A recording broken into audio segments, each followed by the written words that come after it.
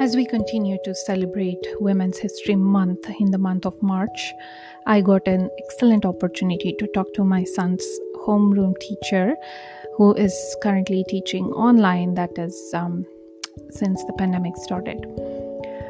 I wanted to know the behind scenes of her as a teacher, what she goes through, and what's her thought process in terms of teaching online and managing all the kids.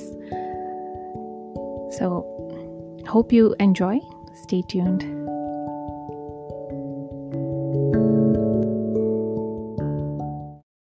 Welcome, Miss Maki, to Soul in the Game podcast. I'm very excited to talk to you as a parent and understand the perspective of teacher's perspective online.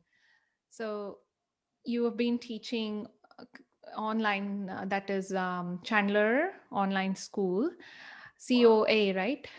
Correct. And you teach my son's class, that is second grade.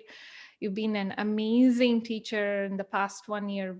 We are very, very thankful.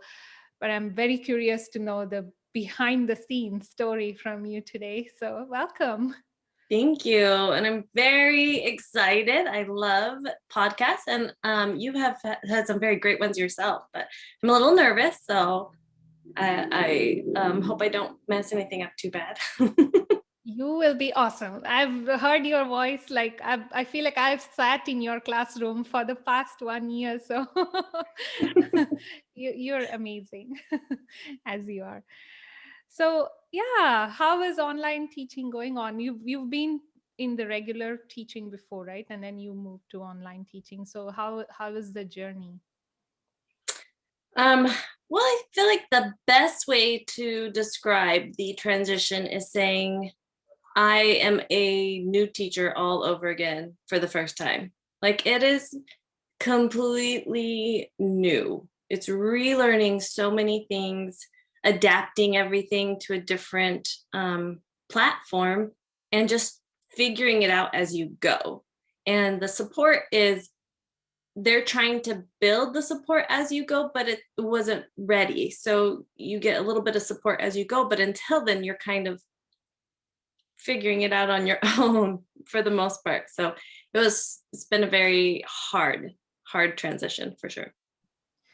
Yeah, like I'm curious, last year after spring break, when kids didn't go back to like regular school and everybody suddenly had to do everything online. So were you part of online teaching then, or did you start like later that year? I was not part of that. I was our school technology teacher, and they focused when they first went on to online, they focused on just the main classroom teachers, and then I was the support for the teachers. So like they didn't know how to do Google, they didn't know how to get documents to work for students. Like I was that person that would help them and give them the extra support then. It wasn't until it was honestly the day before school started that they said we need more online teachers and we're going to take all the technology teachers. So they call it the voluntold. So I was voluntold like the day before. I'm like, I'm sorry, I have to go meet teachers and parents and tell them that I'm teaching their children. I'm not even know what I'm teaching yet. Like I didn't even know what my class assignment was. So it was kind of a shock for sure, but it was a need, and I was really one of the better qualified teachers for it just because of my technology experience, and I understand that. Right. Wow. That like a day before, I can't even imagine like going into a job like that. But I've seen you how you started and then how you adapted and how the kids adapted, right? To your way of teaching. Because I remember the first day, me as a parent was so nervous, like, oh my gosh, the technology computer, my son will be constantly on the computer for like 6 hours, and then will he listen to the teacher, will he understand what the teacher is trying to tell him? um, but I think I really like the way you started with, you brought in mindfulness into teaching, and understanding that we get overwhelmed, and you were also into taking breaks and then adding some physical movement aspect. So was it all like given to you, or did you come up with those eventually, understanding or structuring the way you teach by yourself? Um, I had to structure how I was going to teach, but the mindfulness thing just actually for my homeschool, I had just written a grant for a whole mindful room and a program. And I had been over summer, I had put the room together, which had all these little corners where kids could come and relax and unwind and deal with those anxiety. And I had purchased curriculum and I had gone through it, and I had gone through some mindful program online. So like all that like was already something that I recognized was a need. And it was also brought into the district through a program they call Second Step the years prior, but it was only given to classroom teachers. So I hadn't actually seen it in the technology in the computer lab. But at the same time, like I had seen these other elements. I had talked to other schools who had implemented it. And I was like, this is really amazing. So being online, I already know like with other teachers, it's stressful to deal with technology. So I could only imagine like these second graders having to do some serious technology. And yes, they do learn and they adapt so quickly. They're so bright and pick things up so well. But I also knew that it could be overwhelming. So I thought this is really, really important to have something that's always in our regular built schedule and day. Yeah. So you did start, I mean, that start like, I'm excited to know that you were running a homeschool and adding that mindfulness pieces in there, and then that kind of prepped you into, bringing those into the classroom, that's even online teaching. I got so excited that day when I heard like, wow, mindfulness teaching for second grades, and understanding the emotion, which is, even as adults, it's hard to go through that, or even like understand. It's such an abstract concept, and to understand, and then go to your within yourself, and then understand those hard feelings. So uh, I was extremely happy when you brought it in, and I shared with my friends. Oh my gosh, my second-year-old is uh, sharing, like learning all these things now, which is so cool. Yeah. So how did that impact you as a parent? Like you also have kids, and you Mhm. have kids at home who were taking classes from home, right? So how did that impact you as a parent, and you had to draw the line, right? Okay, I'm a teacher, and now I'm a parent. So yeah, how is that for you?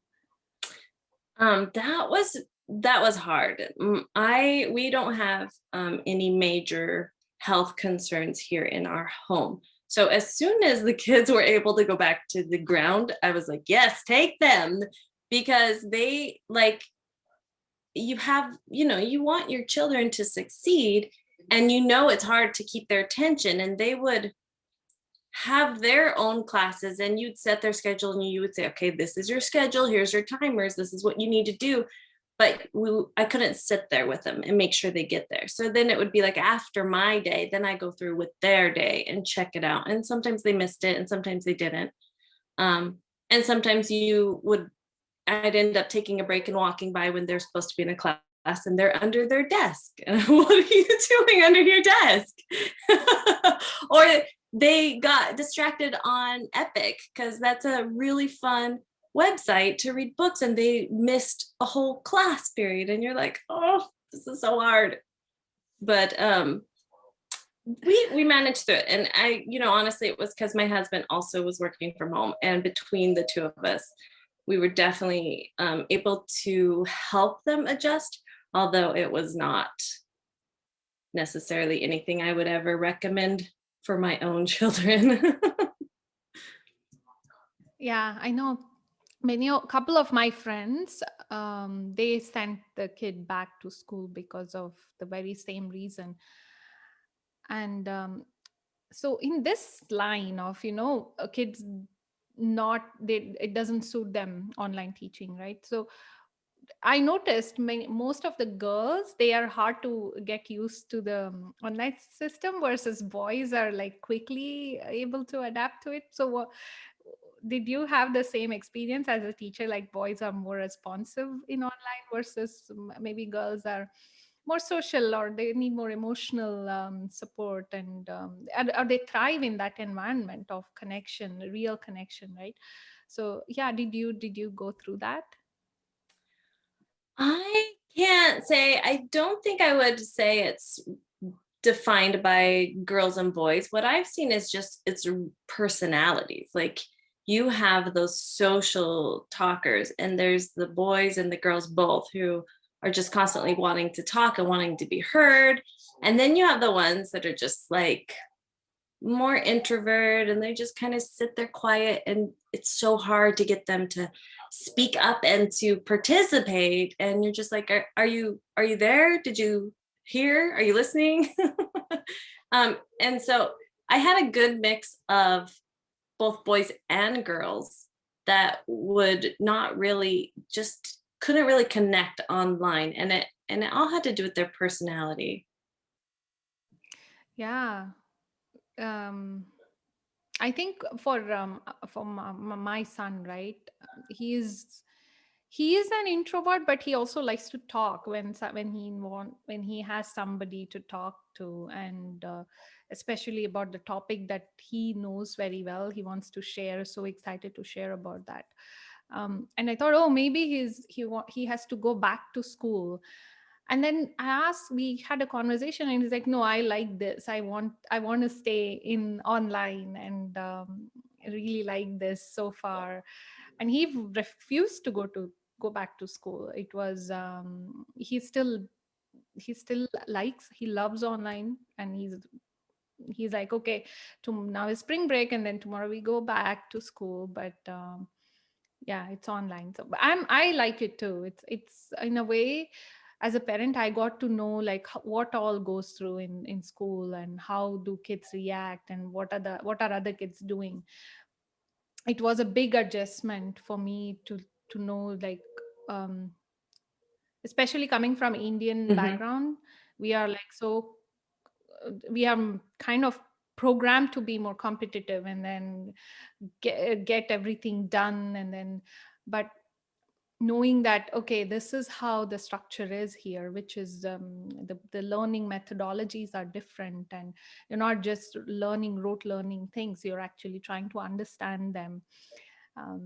So yeah, it was fun year almost. And it's gonna be go back to school in August, right? Or is there online as well? Um, I know that they're going to continue online, but as of now, the staffing is being looked at as well. So they're kind of saying everybody is being replaced or put back to their normal site. And then they're just making Mm, it a blank slate for teachers for online. So whatever their needs are based on what the community said, yes, we want to return online, that's right. what they'll determine how many teachers they'll need. And then we all have to basically apply again. Oh, okay, nice. Yeah, are you going back online? Are you enjoy this? I'm very sure, I being a do. technology It's a teacher. it's such a tough decision. I haven't made that choice because I'm like, I don't know what to do. Like, I was actually listening to your podcast with, was it Marissa or Melissa? Marissa, yeah, Yeah. So she's talking Marissa. about working home from home. And I recognize that here I haven't set up that technology boundary. So Hmm. I had a very good boundary leaving a school site where I don't work on school. Like I rarely did anything at home when I got home or over the weekends. And I was able to like accomplish a lot. But here at home, it's here. It's in your house. It's just through a little door. And you're like, oh, you have that weight of all the things that you always have to do. So you're working on it instead of the same quality time with family. And part of that, I think, is because it was my first year teaching again, basically, and learning the program. And now that I have it in place, if I were to do see, this was second grade gifted. So I taught third grade curriculum. So if I were to go to COA and teach third grade, basically I would kind of already have a lot of stuff already prepared. So it might not be that bad. There's the pros of like, I didn't have to drive anywhere. I was home quicker. It was easy to like start dinner and all that. But then again, as soon as dinner was over, you're back in here preparing for the next day. So and then like just sitting here and stressed out all the time. I put on some weight and that wasn't fun either. So I don't know. I'm still like, I don't know what it would be like in doing another year. But I did love it. I had so much fun with it. And the kids, it's interesting. One thing I noticed is like seeing someone from a camera view, you have a different perspective. Like these kids are all big kids to me until when I drove around to meet them all around Christmas break and hand that stuff out. They're all so tiny. And I'm like, oh my gosh, you guys are so little. Like I see you in this camera and I think you're all so grown up, and my expectations actually are a little higher because of my perception is that they're more grown up than they. And size doesn't mean they're not grown up, but it does put that reminder like, oh my goodness, these kids are only 7 and 8-year-olds or 6 and 7-year-olds. And sometimes I'm like, oh, maybe I was a little tough on some of the things. Maybe it was a little too high of expectations. But yeah, it's a different world for sure. Visually trying to figure out who they are behind the camera. Yeah, let's talk about the Christmas drive you did. That was such a sweet gesture. We remember that, like we talk about that all the time. And so in 2020 December Christmas, Miss Maki, she drove around every student's house, and then dropped off like this goodies, and then talked to the parents, and then spent time just to. It was so beautiful to actually see you in real, and then have you in our house. And yeah, how did you come up with that idea? I just wanted it to be just something special for the kids, and it meant so much to me. Like everyone says, oh, that was so thoughtful of you, like I can't believe you did that. But it was so energizing for me too, to have that connection, that actual personal connection, and actually get to see them and talk to them for a few minutes. That's not on a screen and not with this social distance on your computer. And it was so fun. I loved it. And I wish I had more time with everybody, like to try and fit that many in. I had this grandiose plan. Yeah, it should be fine. But like I finally finished the last student. I was like, I'm not going to be there till like 8 or 8:30. Is that okay? It was pretty late. So I squeezed them into that one day, but it was kind of I wish I would have done it over 2 days for sure. There were what, 30 students? 28? Yeah, there was 30. I think there was like 32 at the time. Wow. Some of them were transitioning back to ground, but they were still, in our class for that whole half the year. So I wanted to stop by and wish them luck. Oh my gosh. Yeah. That was very, very sweet. Really nice. And it was nice for parents to see you as well. To have you in the house, and then see you, and then meet you in person, which we don't get the opportunity otherwise, having a teacher in our house. Yeah, I know, right? How often does that happen? Yeah. Yeah. So going back to your school teaching, do you miss that, being in the school and then hanging out with other teachers, and then doing, I don't know what the structure is otherwise with teachers, right? Are they all always busy in the students' classroom, or do they take breaks and then socialize with other teachers and then talk to them? Yeah. For sure. I miss the adult interactions for sure, because all I have here is my husband, who I see regularly, and then otherwise it's like, well, who am I going to talk to? Like during this normal school day at a site, the teams, like your grade level teams, usually meet and talk before school or after school, or if they do have a prep time together where they prepare the materials, they have that time together too.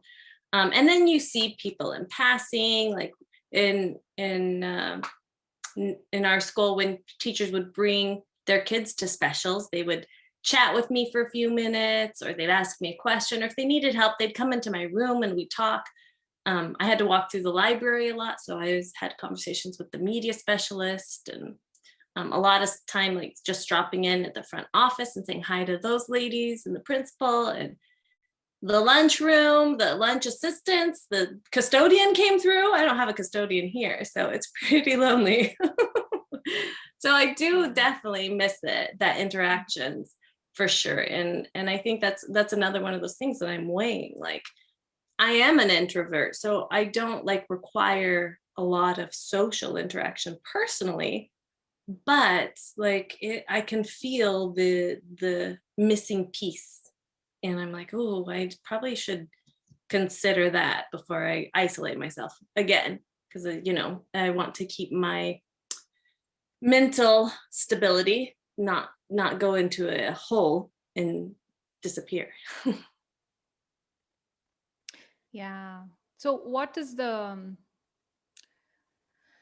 that whole part you're talking about? Like, how do we all have our job like stress, right? That makes us, takes out the energy out of us. So for you, I understand it's being on the technology and then managing so many kids. It manage almost 34 kids in the first year, 36 Hmm. kids, I guess, Yeah. online. And one person doing that without having physically present, managing them online, without getting them get them to learn and also have fun, and then not getting overwhelmed. There's so many pieces here, variables that you need to juggle through, and it can definitely take a toll on you for sure. Is that what is the most stressful, or are there other things that's also stressful as a I think teacher? it's just well, for me, it's like, I guess I would say, like, for instance, like I go through the whole day, and in our class, I do spend a lot of time available online. So, I have that invested time, and when I'm done, I still have to now get my assignments ready for tomorrow, and try and get a little bit of grading done so it doesn't keep piling up. So over time, if those things kind of get a little out of control, or sometimes kids will want to stay and talk for a long time afterwards, and then like your day goes now from 8:30, instead of 8:30 to 3:05, it's now 3:45 or 4 o'clock, and they're very like, they just want that connection. So I don't mind. I'm like, okay, I'm just gonna try and be working here, and then they'll try and talk to me, and it kind of doesn't let you work as fast. And then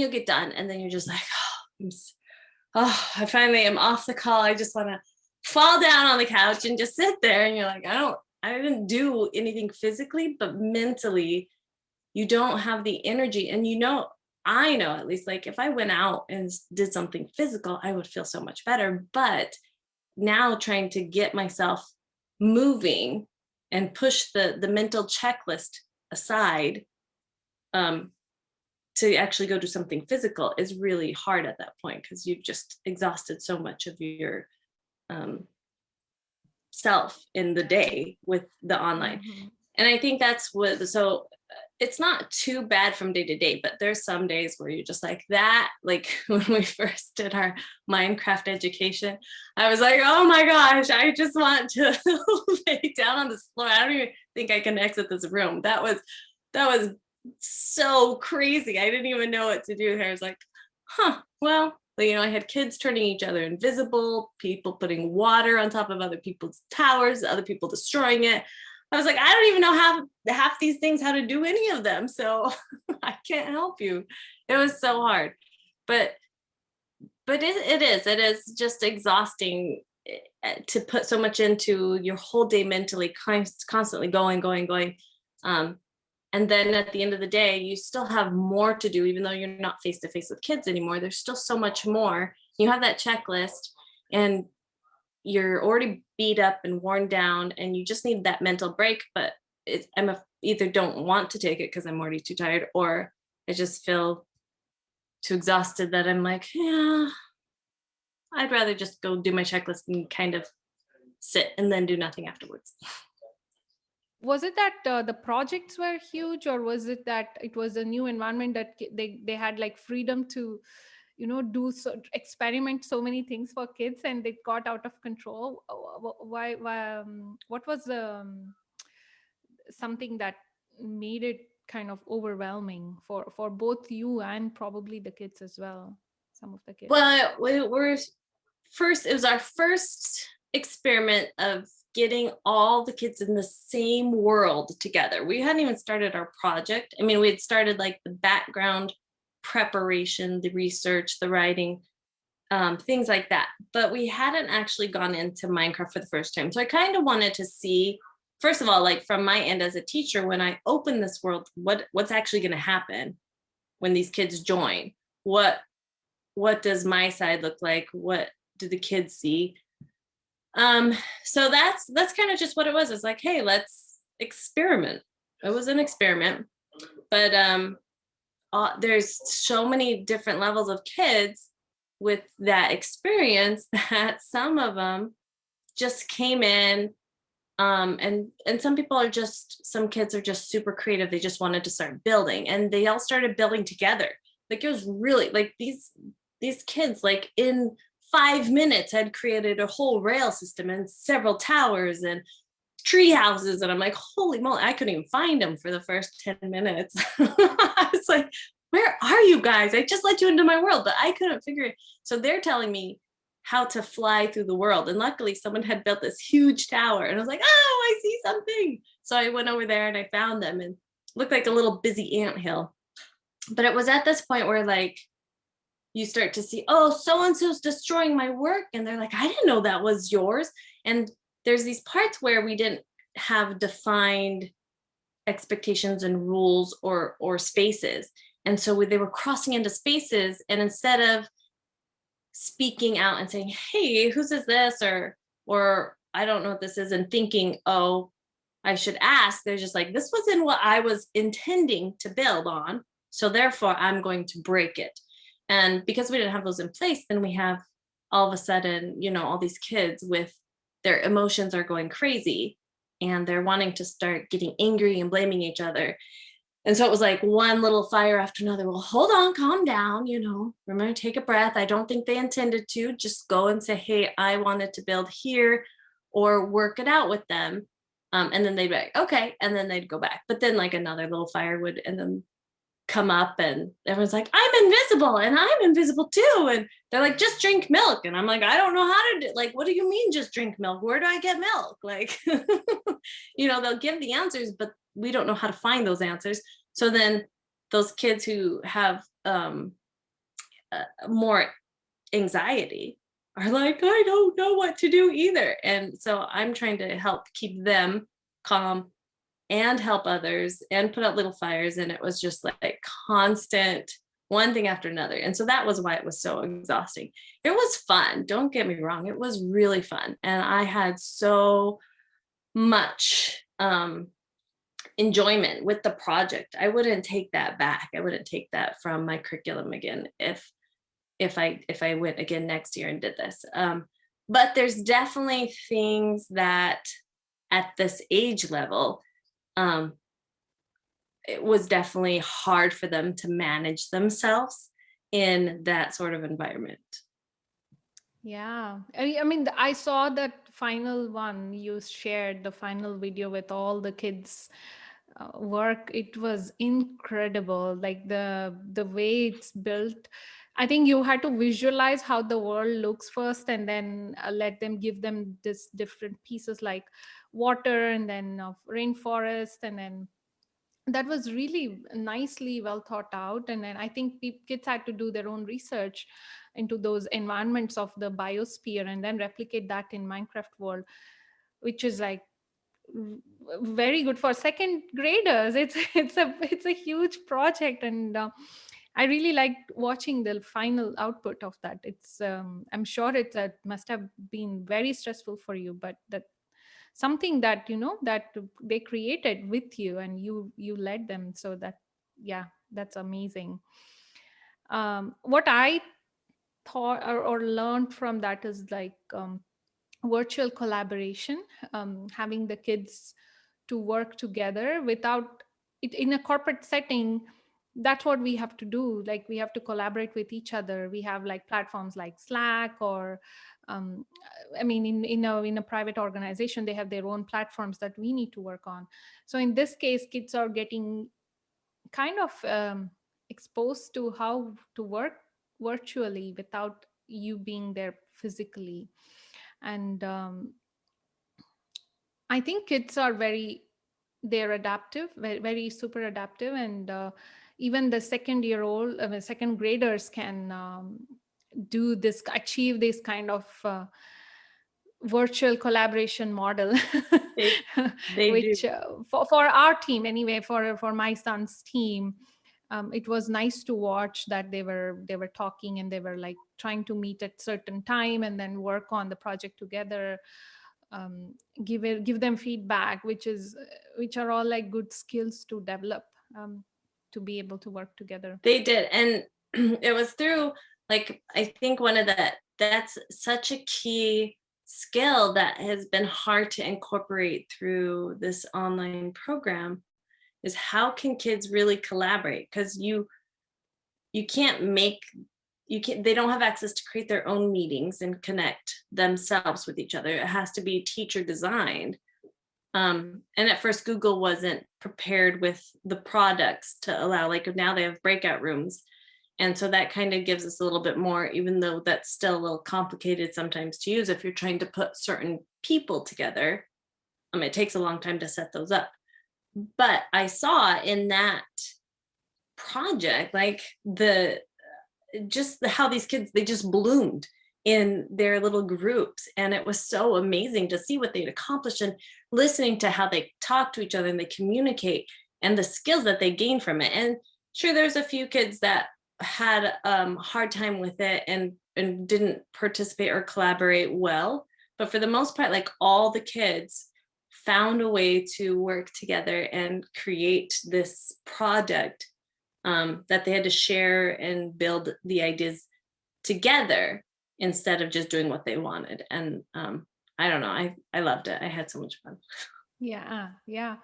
So as a teacher, do you see the same skills that being replicated online that you would see in person as a group, in or is it something different? Like, is it more subtle version of something similar? Like, for example, when you have to public speaking, right, when you have to speak in person, you see the audience on in front of you, like you see 20 people, and then I might get scared. Oh my gosh, there's so many people listening to me right now.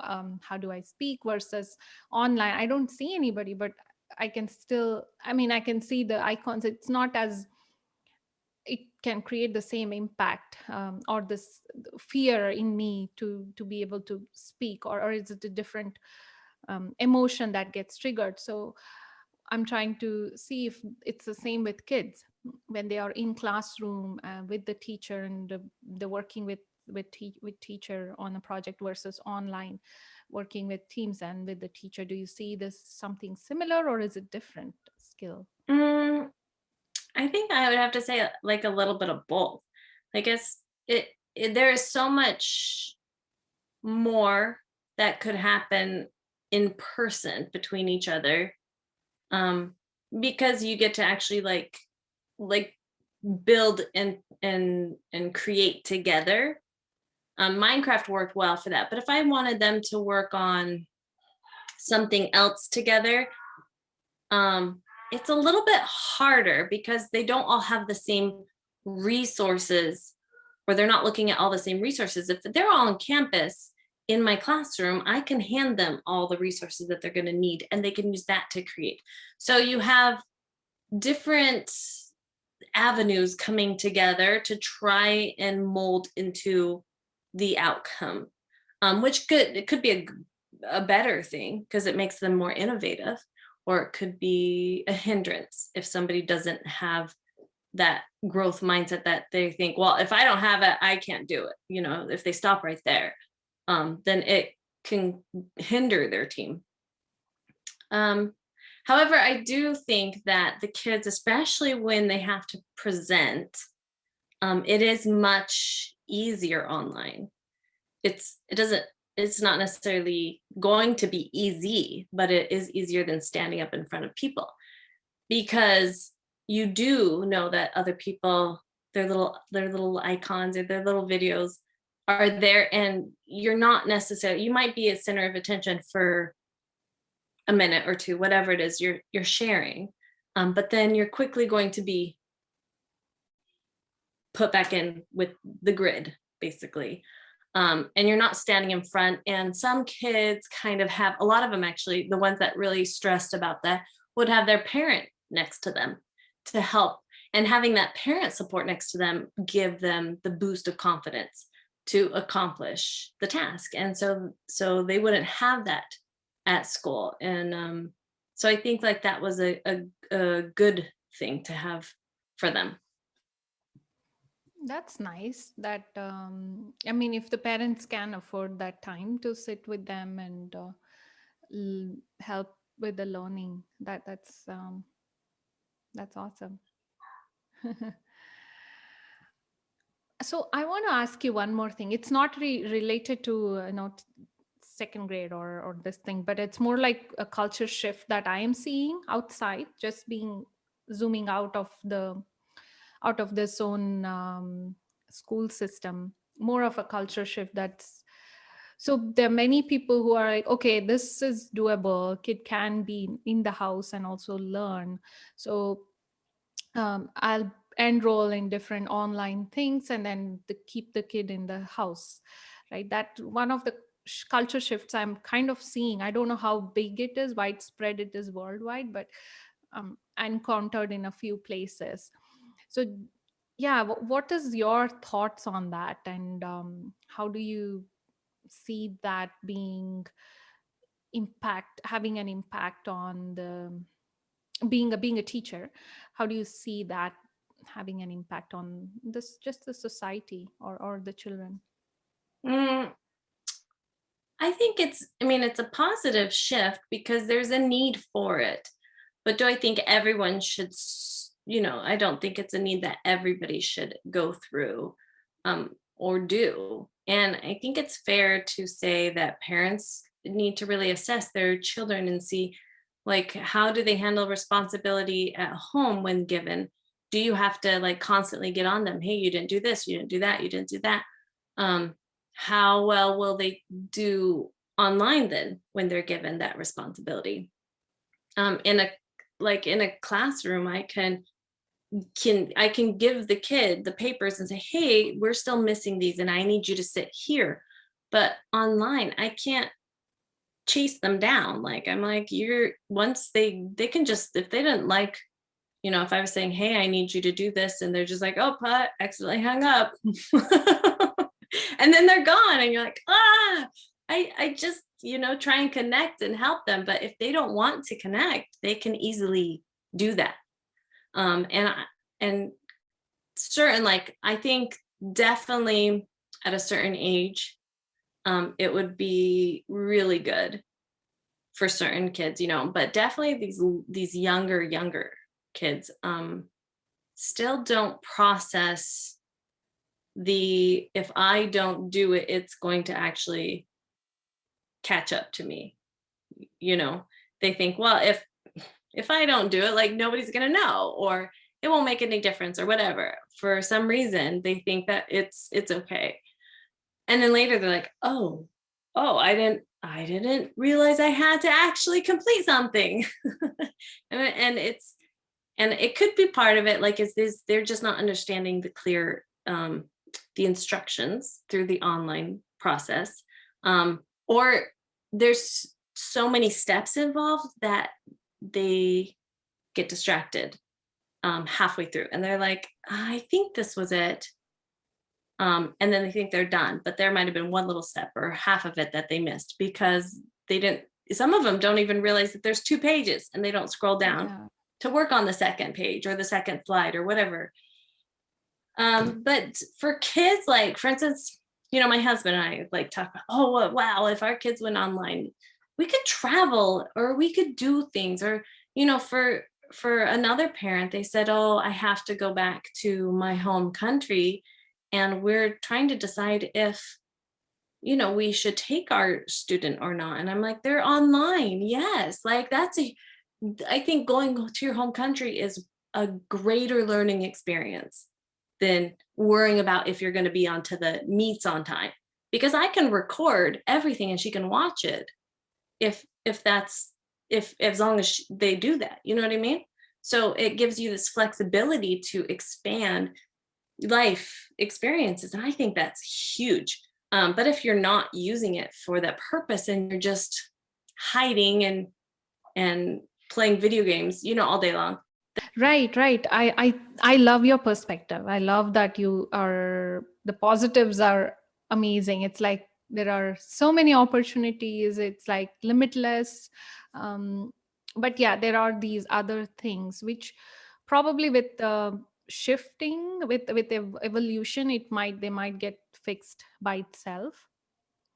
Um, but do you think it's more of a self direction or self motivation? I mean, for me, for example, I get very distracted, right? I'm online, and if I have like few tabs open, I'm working on something, and if I'm stuck, for example, if I encounter something that I'm not able to figure out, there's another tab I can go to.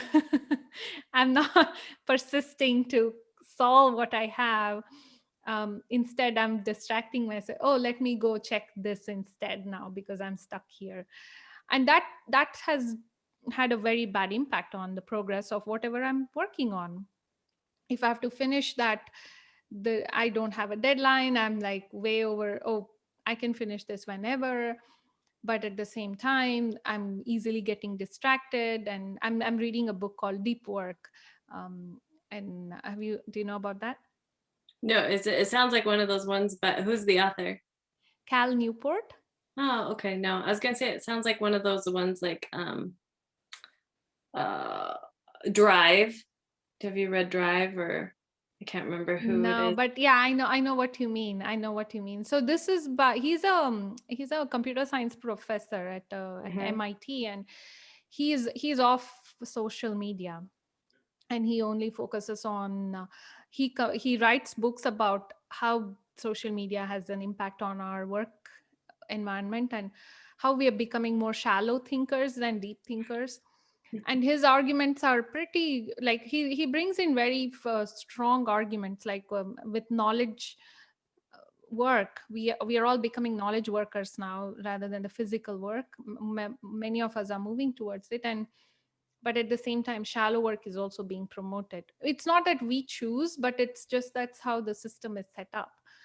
Hmm. And I understand these concepts, like, oh, or my own behavior towards my work.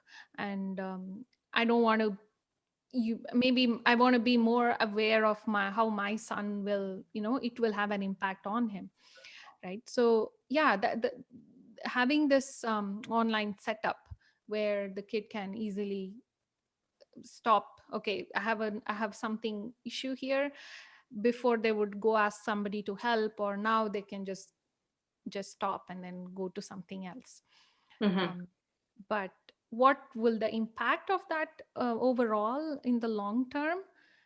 I mean, I don't know. Do you think it does have an impact, or it's something we don't know yet? We have to wait and see. Um, well, I think it's just something that we're just in general recognizing that, wow, this is a skill that actually has to be practiced or taught. And we can't assume like you I just took Facebook off. I didn't close my account. I just took it off my phone because I hated the fact that I would just be so tired and I didn't want to think or do anything. So I would go onto Facebook and nothing really interested me. I wasn't posting a bunch of stuff. I was just scrolling. And next thing I know, an hour or sometimes two would go by. I'm like, that to me, that's horrible. I'm like, what? Like, my time is the most valuable resource. And for it to go to Facebook like that didn't even matter. But if I wanted to, but if at the same time, if I'm trying to learn something and I get stuck or I'm having a hard time, I definitely think that's also important that you do have a way to step away and take a break, because you do need to get out of those. It's like they tell, when you write a paper, you have somebody else read it, because if you read your same paper over and over again, you're not even looking at your mistakes anymore because you've seen it so many times, you're not going to see them. You think, oh yeah, this looks good. So always have somebody else look at your work.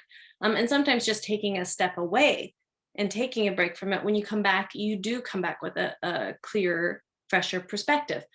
However, learning how to limit what those breaks look like is the skill that we have to teach. Like if kids need to take a break from online, fine. What do you need? Do you need 10 minutes? Do you need 5 minutes? What is something that you can do? Do you need to go run around outside in your yard for like 10 minutes in a circle? Like whatever it is, it's most likely a movement break. It should be physical, should get you away from, the screen, get a little sunshine in you, something like that. But we need to recognize how to find what is that skill that's going to help us refresh or re-energize us for that moment. And then set a time limit for us to get back onto work, and then clear time limits of when we will work and when we won't, when we won't. So that way, if something personal comes in that shouldn't be during that time, as long as it's not an emergency, then you need to say, I will take care of this during, as soon as I'm done with my work time and whatnot. Yeah. That's nice. You being a technology teacher, and I think I like that you're thinking about all these different variables which has impact on the children. And yeah, I think we need more communication probably among all the teachers, right? Because you being a technology person, you would understand the impact on our minds, and maybe not everybody will understand.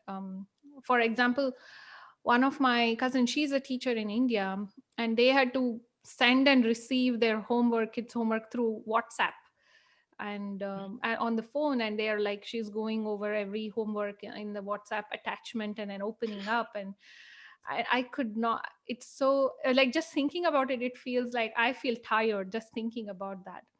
So I think it, like, teachers like you would have bring so much value in decision making when you being involved, and having that mindfulness approach to using it in a better way. So yeah.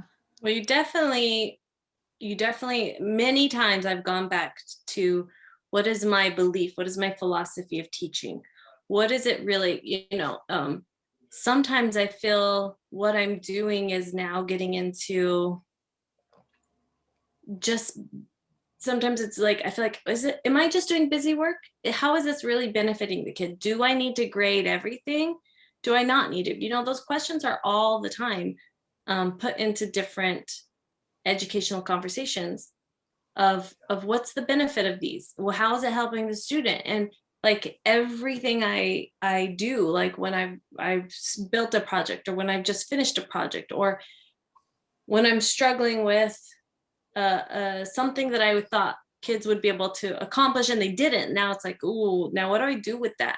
Like, how do I manage the grading in that? What is the grading supposed to tell us? Is the grading really for me? Is it going to show that did it show they master it? Is it important? Do I need to include it? Like, how much time should I spend to checking every answer, or can I glance at it?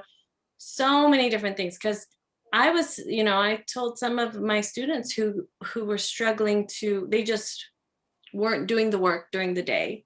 And so they continue to pile up. And then by the end of the quarter, they have like several weeks worth of missing work. And I'm like, you can't, like, I don't know what you do and don't know because you aren't turning it in. And I just need to see that you're understanding these concepts. But well, I was gonna, like, you're talking about your friend with the WhatsApp app and having to grade everything. And I'm like, okay, just imagine, like, my main concepts, there could be 3 or 4 assignments every day per kid. So I said, let's just look at the math behind that. And I said, if there's like, let's just say 3 per kid and there's 30 kids, that's 90 assignments a day, 5 days a week. You know, what's 9 times 5? And I'm saying, so that's 450 assignments that I have to grade weekly, just give or take some, you know?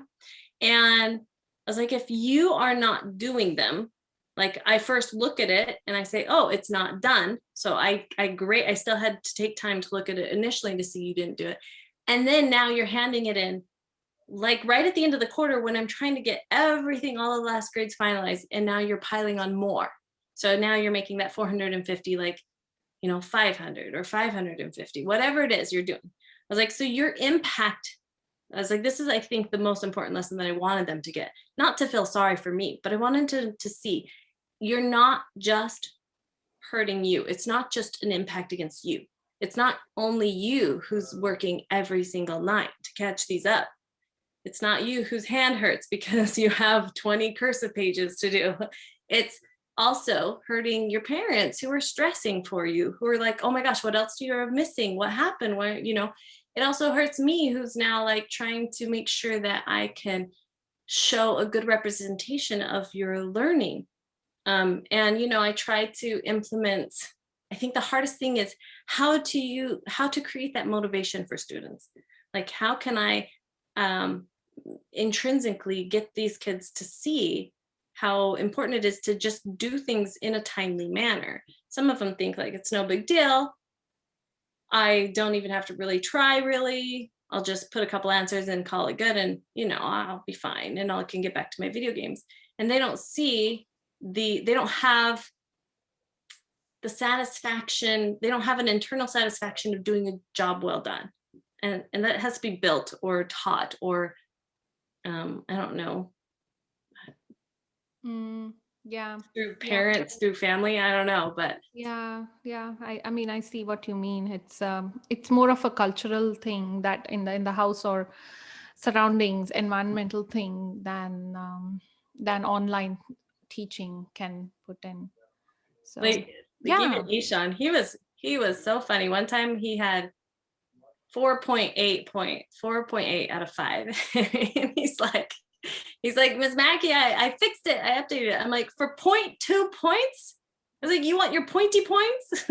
He's like, I want my pointy points. I'm like, really? 0.2? I was like, I don't even think that's going to affect your overall grade. He's like, I know, but I was like, okay, well, here's your pointy points. So that became just a joke with him. But I was like, that yeah, I can see like that's built into him. That's built into his whole life is like, oh, I got to do a really good job. He is on it all the time asking questions because he does not want to make a mistake. And so he takes pride in doing a really good job and wanting to do his best. Yeah. But that's something, that has to be built into a child, and it can't just come from me because they're like, I don't know what you're talking about, or sure. Yeah. Yeah. I mean, that's all. There's also maybe other factors, like maybe the child is not meant to in that setting, right? Like online setting. Maybe they have to be in person, as Yeah. you mentioned earlier, or they have like so many, or they're stressed out, or there are too many things going on, like too many activities going on. As a parent, we have to kind of reevaluate a few things, I think. So And you're right, like learning styles, some kid is going to excel and want to do their best depending on what the assignment entails. And it's hard to adapt to different learning styles in an online environment. Like I know I was always that, I don't know if you ever did one of those activities where it's kind of like Simon Says, they tell you, do this with your hand, and they would also do it visually, and they would say it verbally, and they would say, put your hand on your nose and then they put their hand on their chin, I always copied what I saw instead of what I Yeah. heard. So Yeah. I'm totally visual. I'm very hands-on. So I would be horrible in an online where I can't Mhm. touch and hold and create and Yeah. build. Like as Yeah. personally as a student, I would not do very well online. Right. And Right. that's something definitely like parents need to consider if they're going to continue online. Hey, what is my learner? What kind of learner is my child? Like, Yeah. is this going to be a benefit for them? Yeah. That's that's a great ending point. I don't take your more time of yours. I know you have a lot going on, but I really really appreciate you sharing so many things today, and I enjoyed talking to you as a as a in the podcast rather than parent meeting or just just as a parent talking to you. But this was awesome. Thank you so much. Thank you. Thank you for the opportunity. It was fun for me too. And you are so easy to talk to, both you and your husband. When I was in your home, I had so much fun. I was like, you guys are Thank very humorous and easygoing. And I see it both in the conversations with you and even in your son. Like you just have a great home environment. So I appreciate you inviting me to do this. It was a lot of fun. Thank you. Thank you.